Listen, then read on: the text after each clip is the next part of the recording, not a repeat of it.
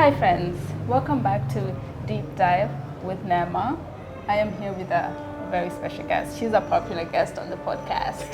Allow me to introduce you again. If you're new, this is Ms. Ngaisi Peters. Hi. Hi. Today we're going to talk about the money. Let's talk about mindset. money, baby. Ka-ching, ching. Let's talk about money, baby. Let's talk about you and Me. All right, cool. So let's just deep dive right in there. All right, we're gonna start simple. Okay. So how old are you? Now? Yeah. I'm 27. So am I. What did you do with your money in your early 20s, Ngaisi? Yo, please don't ask. Those are wounds.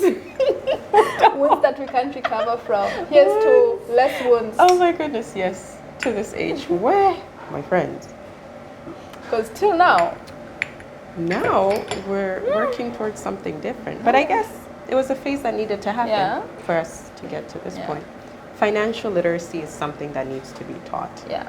Unashamedly. Yes, from a very early age. So I want to understand, when you say you don't remember what happened, like for me personally, I don't remember what happened to the majority of it, but I'm a big saver. So I want to know, when you say you don't remember, did you procure something? Like I remember you said you bought stuff for your house. Yeah. Did you do this? Did you have a conscious mindset of saying, let me save? Yeah. Let me put this away. Let me even give someone to hold this for me for a rainy day. Did you have that conscious mindset? Yeah. Saving, yes. I always had a saving mindset. Yeah. Because I am terrified of getting caught on a rainy day without funds. Yeah. Whatever that emergency might be. Yeah. So yeah, the saving mindset was there. Yeah. I think where I went wrong is it wasn't specific. Yeah. I didn't have like save this much every month. It's like whatever money I have left, that should go on my savings. Yeah. That was the mindset I had, which now is I know better. Yeah. But that's what we were operating on. Let us know the better that you know now. The better that I know now is that from my paycheck directly to my savings account is this much every month. As you should. Yes. As you should. I'm actually having the same mindset, whereby in this case I'm having a standing order. I'm like, I do not want to see the full amount that hits my bank account. When people are being paid, like, have you been paid? I'm like, I'm not even looking at my phone, because I know if I don't look at my phone for 2 days, the third day, they would have already deducted the money, and the money that is there is the money that is actually mine, because I've already paid myself first. Which is something, which is something most people don't consider. You'll find you're working so hard and you're spending the whole of your paycheck without paying yourself first. Paying yourself first in terms of, you could be saving towards a car, saving towards a house, and this doesn't involve rent. Like just paying yourself in terms of buying yourself something tangible. It could even be intangible. You could invest in bonds, stocks, just so you know, this is money taken I put care away. of. Yeah, I'm taken care of in the future. Yeah. And also there's this quote I read somewhere which says, you're not what you earn, you're what you save. Yeah, that should knock some people over on the head. It really should. Because imagine... Because you could be earning big bucks, but you have nothing saved. And at a rainy day, you're like... You're stranded. And you'll find someone earning small bucks, but at a rainy day, they have themselves covered, without a doubt. I want to touch on living within your means. Because when you're like, okay, this amount is getting saved, but what are you doing with the amount that's left? What is your rent amount? Let's say, for example, you're earning like Itano, 500,000 Tanzanian shillings. You're living at a house that is 300,000 Tanzanian shillings. Your going out amount is 100,000 a month. That leaves you with 100,000 for electricity. That's just utilities, food. Emergencies and you're cutting it close. You're cutting it a bit too close. So we could talk maybe about living within your means. You'll find someone is earning such a big check, but then the moment they start earning it, you'll find they're going to go out and look for a bigger house, a better car, this and that. When you could be like, okay, there was nothing wrong with your previous car. There was nothing wrong with your previous house. It's good to have nice things, but it's more of once you just appreciate the ones you already have, and let's say you put that money aside, you'll find yourself you're building a house. Then you're moving out in like, let's say 5 years, you've already built your house. Boom. I think with how we spend our money and what we want to do with it is personal. So some want to save, some do want bigger houses. There's no right and wrong in terms of wanting what you want. But I think the most important part is getting clear on what it is you want. On your values, essentially. I want a bigger house. Okay, great. How are you going to get there? And then that will inform how you spend your money, how you save your money. But I think for me, the most important part of changing the way I deal with my money has been, in the very beginning, I just wanted to know how it is, because I didn't know where my money went. It was like, where is this money going? So it's like, okay, I'm going to treat myself with grace. I'm not going to judge. I'm just going to write down where every time I spend money, I'm going to write down what it was for, the date, and how much. So I had that running for 3 months. And then I categorized, and this is on a spreadsheet. And then at the end of the month, I itemized all the bills, and I saw which categories I spent the most on. That was very eye-opening. And it was stress-free because I was like, I'm not trying to change the way I'm spending money, because I feel fairly happy with how I'm spending my money. I wasn't reckless, I don't think. But at the end of the day, it's just I didn't have any money. And at the end of the day, I also learned that I spent most of my money on my family. So which is important as well. It was, So that, it's like, okay, so how do I want to move forward differently? This way. And then now, when I set my budget, I know based on history, I tend to spend this much on this category. So this month I'll set this much, and then I keep a tracker on how much I've spent so far. Do you still do that? Yeah, I have a tracker. I would absolutely recommend doing that. And if you're not good with Excel, you could just find a tool that works for you. There's even templates on Excel that you could use to track. Mine is very simple. It's 3 columns, the date, the expense, the amount, and the 4 columns and the category. And then it's automated to sum by category. And then if I go over a certain budget amount, it highlights it red. You're in the red line. Red dot. And how so it's very simple. Every day I try to go in and update. So I have spreadsheet on my phone. If I'm on my computer, I log in and put this in. I love that. I'm gonna start doing that because I'm not doing that. So what I'm doing is I'm saving, but I'm not tracking my expenses. And of late, I'm finding a need to do that because you'll find a lot of money is going out, and I'm still in this big age. I'm trying to see, oh my God, where is this all money going? Like it's mid-month and I have 0 money and I do not know where I spend it on. I knew I went out. I didn't know I went out that expensive. I didn't know I treated myself that hard. And that is definitely something we should all adapt, and I'll definitely adapt that as well. It's a very, very good practice. We had also touched on aligning your lifestyle and your paycheck, and how I like what you said on how people have different values. If I value having a nice house over saving, it's fine. It's okay. It's all you. It's all you, and it's your money. It's your money. Now that we've talked about savings, just let's touch a bit. How much, like let's say you save depending on let's say the 50-30-20 rule.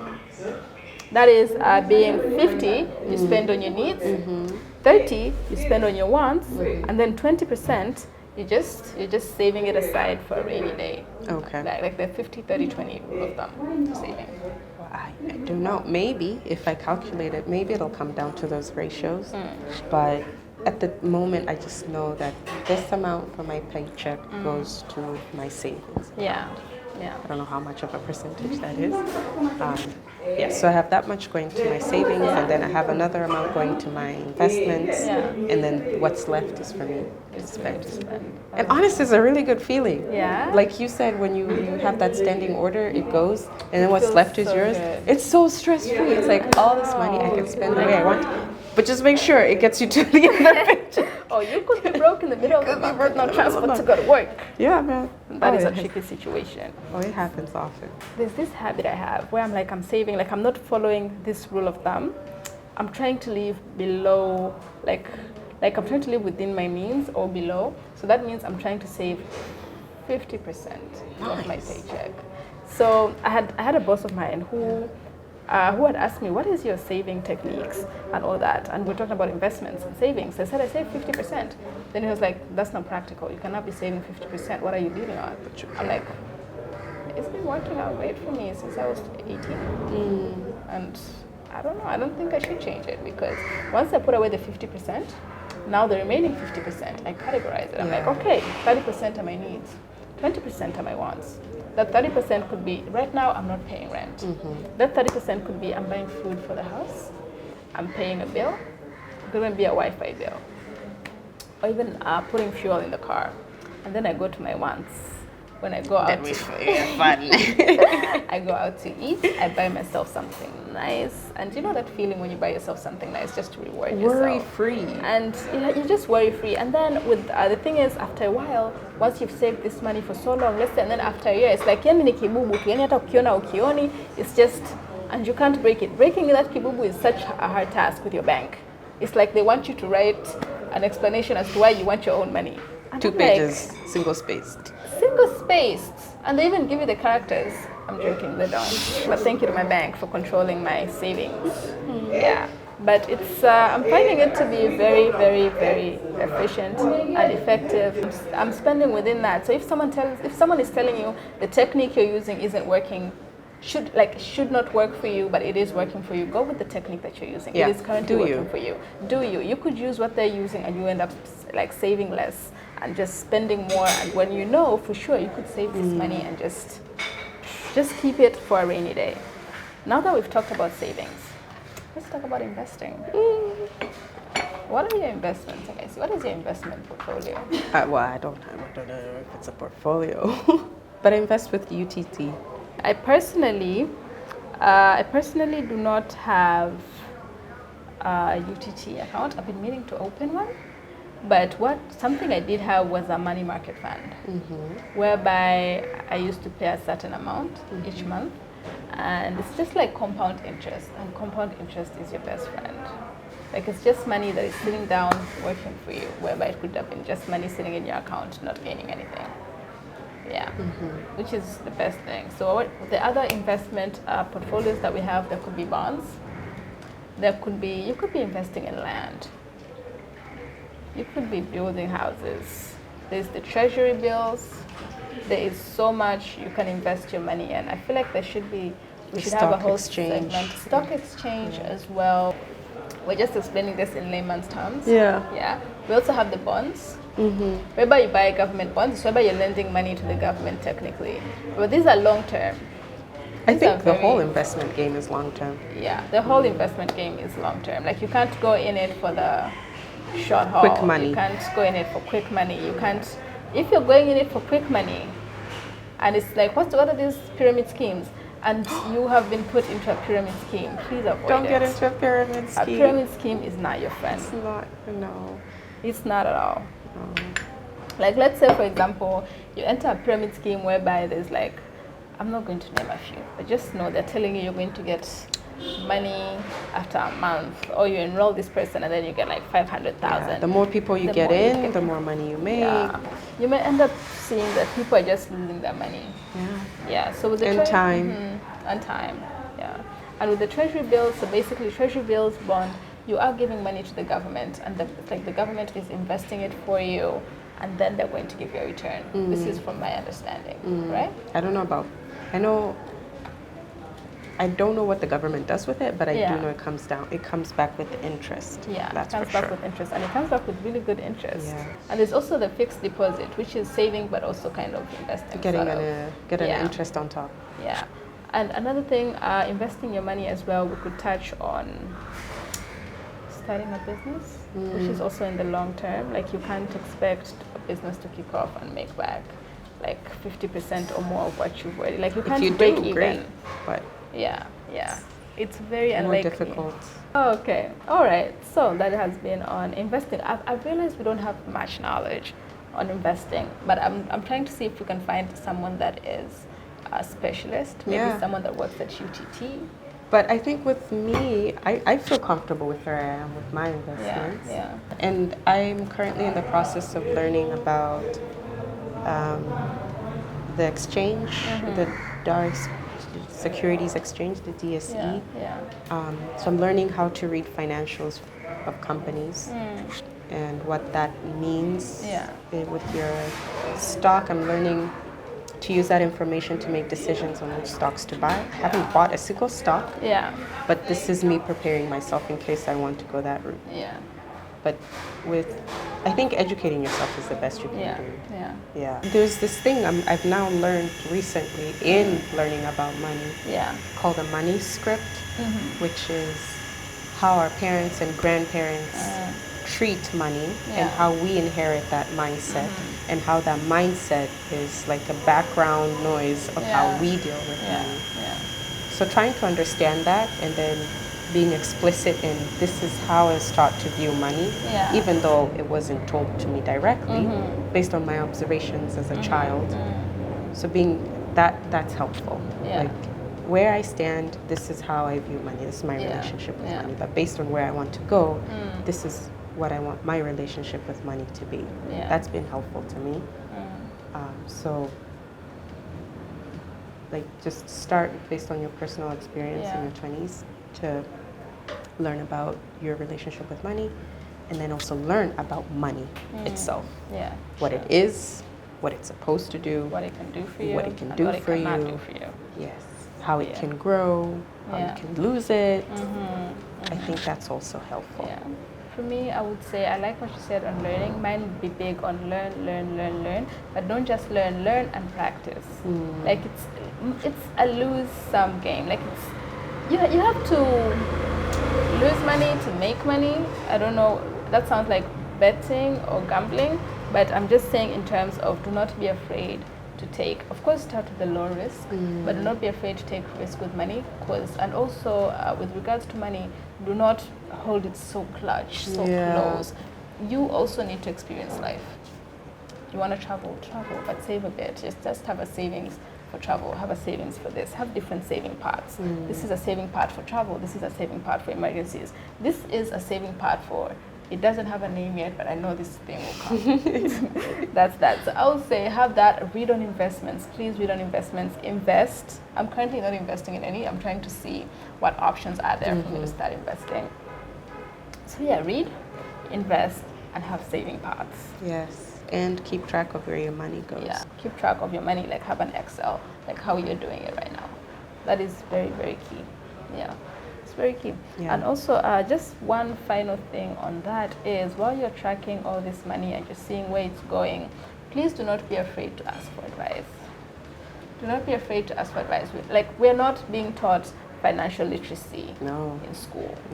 We're just being taught balance sheets. This is how we're actually being told, this is how you save. These are different types of savings. This. But they're not going in depth to say, oh, like let's say, Nema, and I see, you have this and this amount. There's no one advising you, telling you, please, these put are this your amount options. Here. These are your options. They're basically just giving you the basic education of, these are long-term investments, these are short-term investments, and this is what you should not do with your money.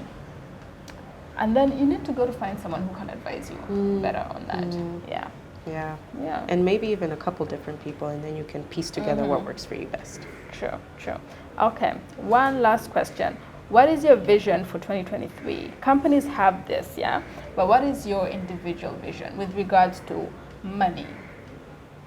I've set some goals with where I want my different, like my savings to be, some assets I would like to acquire. So I have those goals, and I'm hoping that by the end of 2023 they'll be met. Wonderful. That's good. My goal is to make more money, to save more money, to find a way to invest that money and make sure it multiplies by the beginning of 2024. Ladies and gents, that has been season 2, episode 4, where we talk about the money mindset. Yay! I hope you picked up something. We're still learning, we're still growing, and as I said, please join us on this journey. Let us learn and let us unlearn together, and we're super thrilled and excited and appreciate each and every single one of you that has taken the time to listen and to engage with this podcast. Please leave me a like, comment, share, and subscribe below. But before we go, I would like to appreciate Ndaisi. Thank you for sharing your knowledge. Like, you're always willing to come on the podcast, and she also has her own podcast. I'm going to put it below. Oh gosh. It's All Matters HR, and she has a website where you can build your CVs. We're talking about leaning in. Build your CVs. Get a killer CV. Go onto her page. Check it out. She's humble about it, but I'm not. I'm flexing on her behalf. I think. Thank you so much. Thanks, Nema.